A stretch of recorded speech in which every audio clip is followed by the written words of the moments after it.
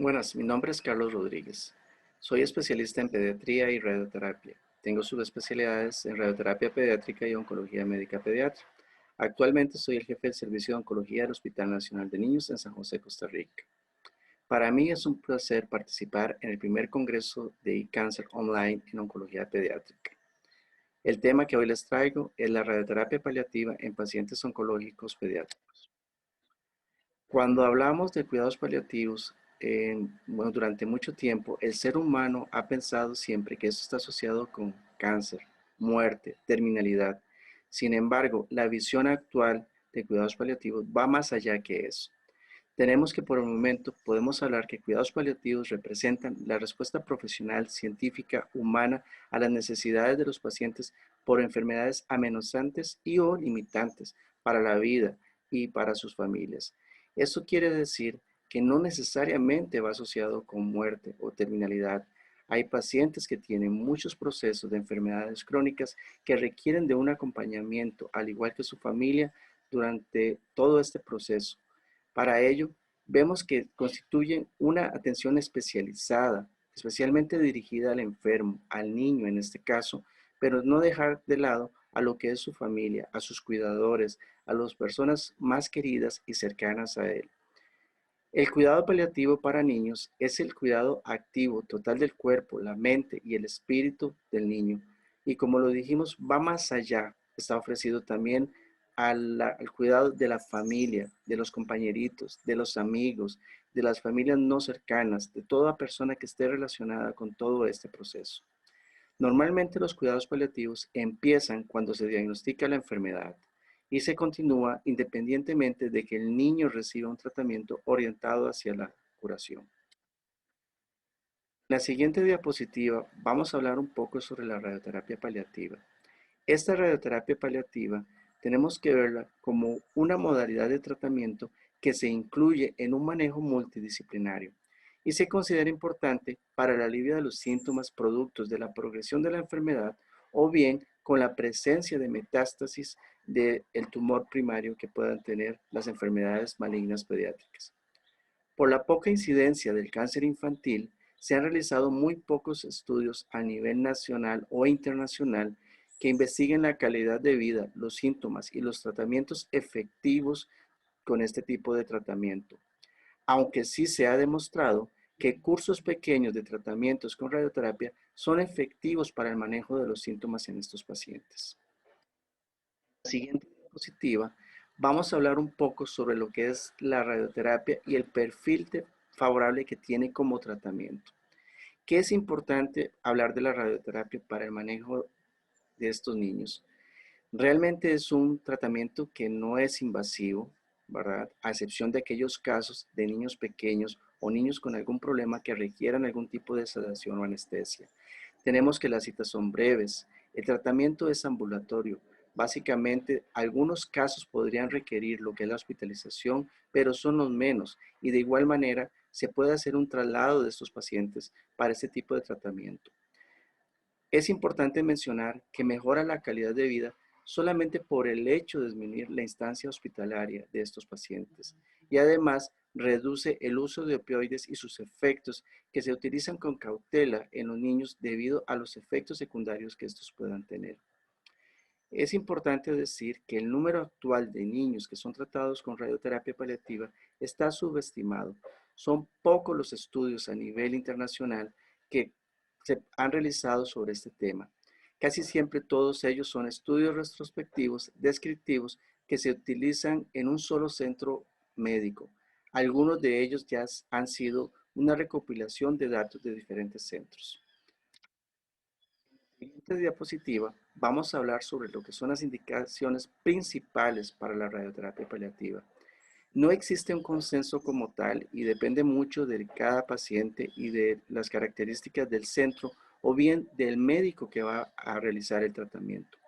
Entre las indicaciones principales tenemos que están todas aquellas relacionadas con metástasis en hueso o tejido blando que causen dolor, fracturas patológicas, infiltración nerviosa o compresión por culpa del tumor. Tenemos además aquellos en donde se ha demostrado una progresión radiológica de la enfermedad. Puede existir también casos de sangrado pulmonar, gastrointestinal o genitourinario. Existen también metástasis hepáticas que causan dolor cuando existe un estiramiento de la cápsula. Casos muy importantes también aquellos que se presentan con disnea por una obstrucción de la vena cava superior o bien por una obstrucción de la vía aérea. Tenemos casos de obstrucción de los aparatos pulmonares, gastrointestinal o genitourinario. Algo muy importante es el síndrome de compresión de la médula espinal, bien, o bien aquellos casos de parálisis de nervios craneales, disfunción neurológica por un aumento de la presión intracraneana, o bien aquellos tumores irresecables que tienen un pronóstico reservado para el paciente. Ahora, para continuar, vamos a hablar un poco sobre algunos estudios internacionales que han marcado la pauta en este tipo de tema. Uno de ellos que me pareció importante mencionarles es un estudio canadiense en el cual se analizó cuál era el conocimiento sobre la utilización de la radioterapia paliativa por 80 oncólogos pediatras canadienses. ¿Cuál fue su apreciación? ¿Cuál fue sus conocimientos? ¿Cuál fue la aplicación de este tipo de tratamiento? Tenemos en la primera gráfica a mano derecha, donde hablamos un poco sobre lo que era el conocimiento sobre la efectividad de la radioterapia paliativa para diversos síntomas relacionados con el cáncer, según la apreciación de estos oncólogos. Ellos hicieron las respuestas de acuerdo a una clasificación si el tratamiento era no efectivo, algo efectivo, muy efectivo o si definitivamente no sabían la respuesta. Podemos ver que ellos consideraron que este tratamiento era muy efectivo, sobre todo en aquellos dolores provocados por metástasis óseas. Hablaron también sobre el síndrome de compresión de médula espinal, así como el síndrome de vena cava, o bien cuando existía una masa en tejidos blandos que producía dolor. Menos efectivo o bien no sabían ellos en los casos donde se mencionaba que había un sangrado como la hemoptisis o bien un sangrado por la masa o bien síntomas como la disnea. Siguiente diapositiva, tenemos dos gráficos que nos muestran un poco sobre la utilización de la radioterapia paliativa para diversos síntomas relacionados con el cáncer o bien aquellos factores que ellos consideraban que influían en la decisión de derivar a radioterapia paliativa según su perspectiva. En la gráfica de la izquierda tenemos que ellos respondieron para diferentes síntomas si ellos consideraban si sí o si no podía ser utilizada la radioterapia paliativa. Vemos que ellos básicamente pensaron que sí, como mencionamos antes, en las metástasis óseas, en los casos de dolor, ¿verdad? Síndrome de vena cava, pero no consideraron que era utilizable para hemoptisis, sangrado o bien disnea, como lo mencionamos anteriormente. En el gráfico de la derecha podemos ver los factores que influyen, digamos, para la toma de la decisión de acuerdo a la perspectiva de estos 80 oncólogos canadienses. Ellos lo clasificaron en diferentes factores y dieron su respuesta en diferentes ítems, en de ningún modo, un poco, algo o mucho. Podemos ver acá que habían factores como la renuencia de la paciente o bien de la familia a la aplicación del tratamiento, en lo que era el impacto en la calidad de vida, así como la expectativa de vida corta. Hablaron también sobre lo que si el procedimiento era demasiado traumático y factores logísticos como la proximidad al centro de atención, el transporte o bien la presencia de efectos secundarios, así como la falta de conocimiento o la falta de una indicación clara para estos pacientes. Podemos ver que ellos consideraron básicamente de ningún modo principalmente la mayoría de los aspectos, pero sobre todo aquellos que tenían que ver con la expectativa de la calidad de vida o bien la falta de indicación clara. Y ellos consideraron que era un factor que influía mucho, sobre todo cuando tenía que ver con el impacto en la calidad de vida. Esta diapositiva menciona cómo el estudio destaca algunas de las lagunas en el conocimiento sobre la radioterapia apelativa entre los oncólogos pediatras canadienses y sobre cómo ellos percibían que existía una infrautilización de este tipo de tratamiento. Como conclusión, ellos agregan que este tipo de estudios debe tener un carácter multicéntrico internacional en el cual se puedan establecer mejor los resultados y la estandarización de este tipo de tratamiento.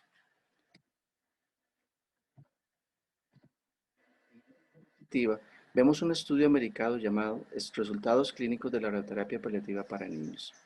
Este estudio es una revisión retrospectiva de todos los pacientes pediátricos remitidos al Departamento de Oncología Radioterápica durante un periodo de 5 años. En la siguiente diapositiva vemos un cuadro sobre las características de los pacientes estudiados. Vemos que fueron 45 pacientes con una edad promedio de 11 años, con un rango entre 1.3 y 17.9 años. Hubo una predominancia del sexo masculino y entre los síntomas principales por los cuales ellos determinaron la utilización de la radioterapia paliativa tenemos el dolor óseo, los síntomas neurológicos, la disnea o dolor torácico, el dolor de las metástasis hepáticas, así como el dolor o sangrado de los tumores intraabdominales o pélvicos. En cuanto a lo que era la histología, vemos una predominancia sobre la histología de tumores óseos, sean ellos los principales, el sarcoma de Ewing y el osteosarcoma. Sin embargo, existen otros, como el rhabdomiosarcoma, neuroblastoma, tumores del sistema nervioso central, leucemia, entre otros. En la gráfica de la derecha podemos ver cómo existe una determinación de las técnicas de radioterapia utilizadas en estos pacientes. Vemos una predominancia de lo que fue la radioterapia conformacional entre las dimensiones hasta en un 63% de los casos. Vemos además otra técnica como la IMRT hasta en un 28% de los casos. En el siguiente gráfico podemos apreciar cómo ellos hablan sobre la respuesta de los síntomas de manera parcial o completa de acuerdo a la histología que ellos determinaron en estos pacientes. Podemos ver cómo existe una respuesta bastante amplia en aquellos casos de leucemia, neuroblastoma o sarcoma de Ewing. Sin embargo, en ejemplo como los tumores del sistema nervioso central primarios, vemos cómo ellos hablan de una respuesta parcial y no en casi todos los casos. En cuanto a lo que fueron los síntomas, digamos, del paciente y la respuesta, podemos ver cómo existió respuestas completas en algunos pacientes con dolor óseo, sangrado, entre otros. Sin embargo, aquellos casos donde existía ascitis o bien un dolor a nivel hepático, la respuesta fue considerada como parcial. Ellos determinaron que para los cursos de tratamiento con radioterapia, en cuanto a lo que eran las metástasis óseas, ellos tuvieron una dosis media por fracción de 3 grays y la mediana del número de fracciones fue 10, para un total de 30 grays. Dosis bastante utilizada también en los pacientes adultos. Como conclusión, ellos determinan que la radioterapia paliativa es segura y altamente efectiva en la población pediátrica, con resultados similares a los observados en adultos. En la siguiente diapositiva, un nuevo estudio que nos habla sobre los patrones de radioterapia paliativa en un consorcio internacional de investigación pediátrica. Ellos involucraron a 6 instituciones internacionales con experiencia en pediatría. Completaron una encuesta de 122 ítems que evaluaba los patrones de la radioterapia paliativa para pacientes menores de 21 años entre el año 2010 y el año 2015. Ellos mencionan que la práctica de la radioterapia paliativa se basa en la extrapolación de la literatura que existe en los adultos. Como tal, se definió el tratamiento con el objetivo de controlar los síntomas o prevenir la progresión inmediata del tumor que amenaza la vida. En la siguiente diapositiva podemos ver un cuadro con las características de los pacientes de estas 6 instituciones. Ellos, en la primera columna, podemos ver cómo hablaron sobre la intención del tratamiento, sea este de carácter curativo o de carácter paliativo. Vemos que en un 11% de los casos el tratamiento fue con intención paliativa. De estos tipos de tratamientos paliativos, vemos que hasta en un 63% de los casos el tratamiento se dio sobre las metástasis del tumor, no sobre el primario. Y otro dato muy importante que ellos mencionan en este estudio es que un gran porcentaje de los pacientes pudieron requerir anestesia, Casi siempre, la gran mayoría, eran pacientes menores de 5 años, hasta en un 88% de los casos. En la siguiente gráfica podemos ver cómo ellos hablan con respecto a lo que es la histología de los tumores. Vemos que el tumor más frecuentemente irradiado fue el neuroblastoma, hasta en un 20% de los casos. Otros tumores, como el osteosarcoma, la leucemia, los linfomas, el radiomiosarcoma o medulloblastoma y ependimoma, tienen porcentajes similares de indicación. En la siguiente diapositiva vemos con respecto a lo que eran los síntomas más comunes que requirieron la radioterapia paliativa. Ellos, en gran manera, hasta en un 57% de los casos, el síntoma principal que ellos manejaron fue el dolor. Sin embargo, existían otros como los síntomas intracraneales, la compresión del cordón medular, compromiso respiratorio, entre otros. Es importante mencionar en esta diapositiva, vemos cómo ellos hablan que los esquemas de dosis fueron de 5 o 8 grays administrados en una sola fracción, 20 grays en 5 fracciones o 30 grays en 10 fracciones. Como conclusión, ellos determinan que la heterogeneidad de los regímenes de tratamiento utilizados destaca la falta de consenso para un manejo paliativo óptimo en pediatría.